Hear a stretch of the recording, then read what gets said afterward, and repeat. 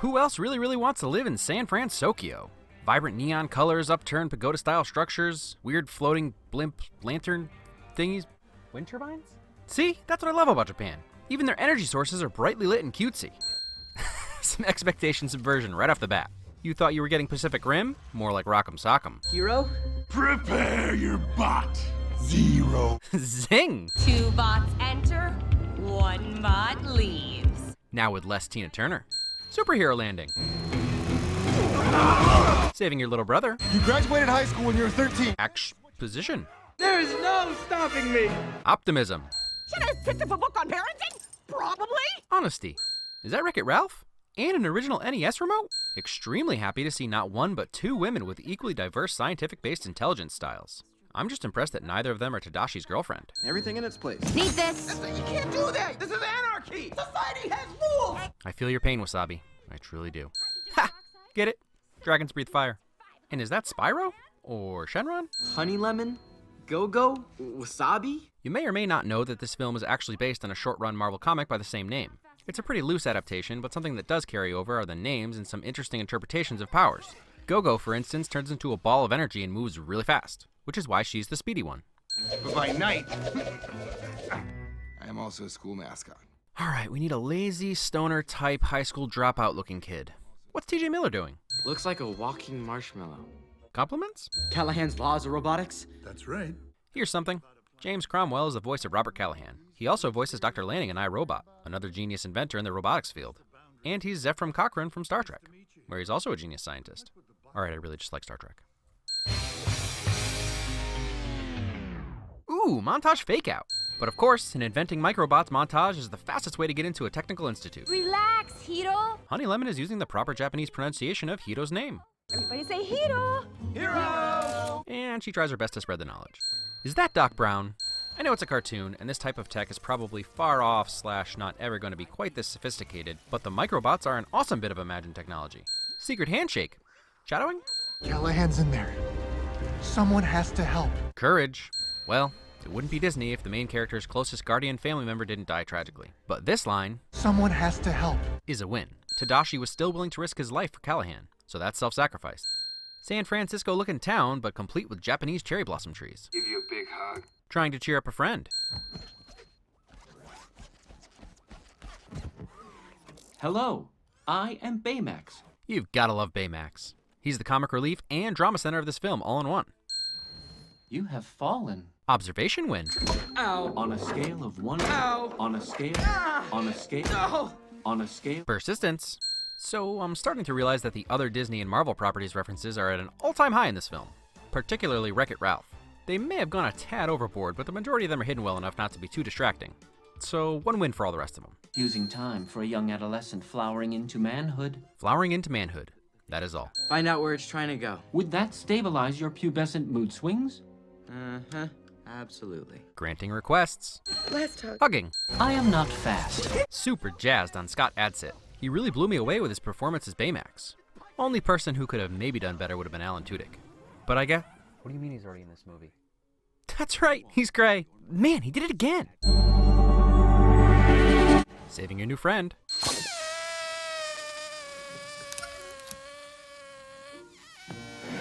Helpfulness. I will scan you now. Scan complete. Healthcare. Battery glitch equals inebriated hiccups. Well played. Shh, we jumped out a window. And the low battery dilemma is so well executed. Hilarious whether you get the analogy or not.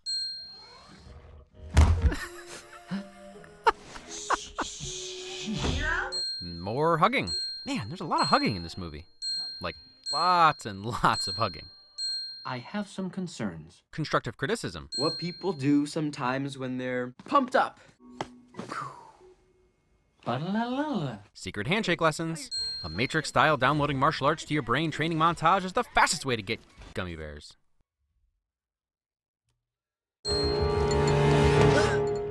Always wait 1 hour after eating before swimming. Swimming safety lessons. Oh my God! Appropriate reaction. Why are we stopped? The light's red. Fred? Obeying traffic signals. We're under attack from a supervillain, people! I mean, how cool is that? I mean, it's scary, obviously, but how cool? Fred is able to make these meta comic book jokes because there are no superpowered people in this universe, just super smart people. Wouldn't be an America-Japan mashup film without a little street racing, especially handbrake drifting. So we know there's lots of hugging. I'm also learning that when Baymax isn't hugging someone, he's saving Hito's life. As far as creepy PG villains go, the kabuki mask and trench coat get the job done, saving all your friends. Welcome to mi casa. That's French for front door. It's really not. Foreign language lessons. Our origin story begins. We're gonna be superheroes! A becoming superheroes montage is the fastest way to becoming superheroes. Your neurotransmitter levels are rising steadily. The treatment is working. No. No. Happiness. So they took Iron Man and Toothless and made flying a whole new bunch of awesome. Fred only does superhero poses. Transport of matter instantaneously through space. Alan, we'll never truly understand how you can be the best at portraying a soft-spoken character like Sonny, a crazy megalomaniac like King Candy, and an arrogant tool like Cray better than the rest. We've picked up a slight irregularity in the magnetic containment field. Huh. No problem. It's well within the parameters? Quality villain setup. We don't know much about Cray. All we know is that Callahan claims he cuts corners. But this may have been the one and only time he does that. Unfortunately, it ends in the assumed death of Callahan's daughter. So Callahan's motivations are pretty solid and believable. Ingenuity. See, this is what happens when you don't work as a team and don't have a plan. Bay Hulkmax. Do it, Baymax. Destroy him. But holy cow, is this some tough subject matter. I give them some serious credit for going there. Baymax just got a whole lot less huggable. And that's what you get for trying to kill people. And guess who our composer is? Go ahead, guess. The fact that his score comes up in every video I do for a movie he's composed or done the music for, at this point, it's time. Henry Jackman is always a win. First Class, Winter Soldier, Monsters vs. Aliens, one of my underrated favorites, Civil War, Kingsman. I'm gonna watch every movie he scores from now on just to hear his work. Saving the bad guy. Open your access. Is this what Tadashi wanted? It doesn't matter. This is a scene coming together. Baymax's one-level line delivery, the building score, the pain you can feel in Hito's heart. I can't watch this scene without my eyes burning a little. Then leads into the video recordings of Tadashi's Baymax test for a little relief. More happiness. Forgiveness. The microbots respond to brainwaves. So when Hito was in control of them, they were flowing, elegant, even a little industrial. When Callahan is in control, they look like evil tentacles or spider legs oozing around very threateningly. Another well put together action set piece. Everyone thinking their way out of their problems and listening to Tadashi's advice that Hiro has finally embraced. Look for a new angle. Those big brains of yours and think your way around the problem. Look for a new angle. Another superhero landing. Seriously, where's Deadpool when you need him for a quality slow clap? Ending this action set piece above the clouds, as it were, makes for such a unique aesthetic. Back kick. Knife hand. Roundhouse. Staying cool under pressure.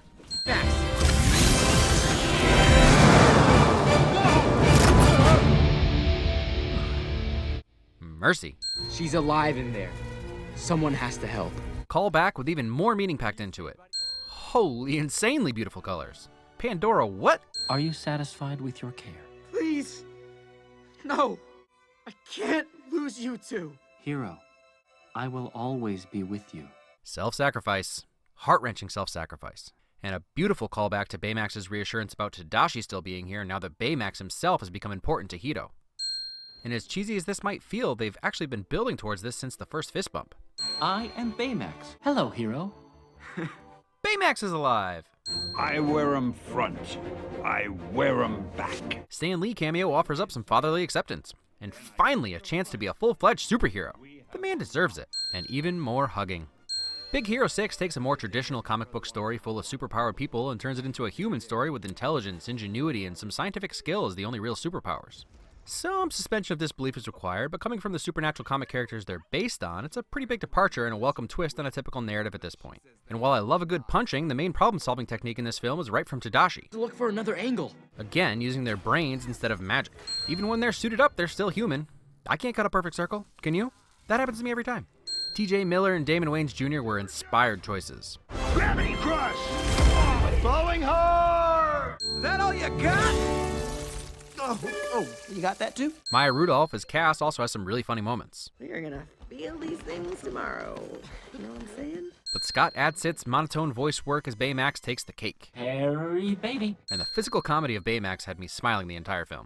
As you'd expect with a superhero origin story, there's plenty of tense action, fun chase scenes, and PG violence. Disney also knows how to create some beautiful imagery, especially when creating a world like this from scratch. American topography with Japanese styling. The final battle in particular is stunning. And obviously Disney never fails to get us to feel some emotion. And even though they use the old standby death, they also create some character drama that goes beyond the typical friendship building. Baymax lands somewhere between friend, brother, sidekick, and parent. Especially on your face, chest, armpits, and... Thank you! That's enough! He's a character that's sort of teetering on the line of artificial intelligence. You could make the argument that the only reason he engages in anything Hito wants him to do is because he's trying to fulfill his programming as a healthcare robot. And that's something that most films don't deal with. Baymax tries to cure Hito's emotional injuries. It actually becomes the main focus of the film and the impetus for Baymax to keep going. Hito tries to satiate his sadness with revenge, and it isn't until he's reminded of his brother's last words that he learns the truth, that only forgiveness can quell his pain. And that's what's most important about Baymax's consciousness, the presence of his creator, Tadashi. That's what finally breaks through to Hito. Tadashi was there all along, his ideals and values personified in Baymax. Tadashi's last words are important on the surface. Someone has to help. But when you unpack it a little, it gets even more meaningful, but also a little harder to swallow. Simply put, doing the right thing doesn't always work out. Life and death aren't always fair. Tadashi went into the fire to save a man that ended up being the villain. His death may feel meaningless, but his sacrifice changed Hito's life. It took him a minute to realize it, but in the end, Hito risked his own life for someone he doesn't know, but also for the villain. That's a strong message of forgiveness, even for people who don't deserve it or didn't even ask for it. Powerful stuff. One thing I did find bizarre about this film is the lack of Marvel branding. It's a Marvel comic, Stan Lee is in it, it's about a superhero team, there's a post-credits scene, just strange. Is it because they knew I'd ask for Big Hero 6 to be an Infinity War? Why can't San Francisco exist in the MCU? Hulk ripping cherry blossom trees out of the ground, Tony Stark making fun of Baymax's suit. We already have a portal to another dimension. And I'm not saying Thanos is hiding behind that cloud right there, but I'm also not saying that. Now that is a plan! The power of the sun with the ancient amulet they found in the attic. The amulet is green. It's probably an emerald.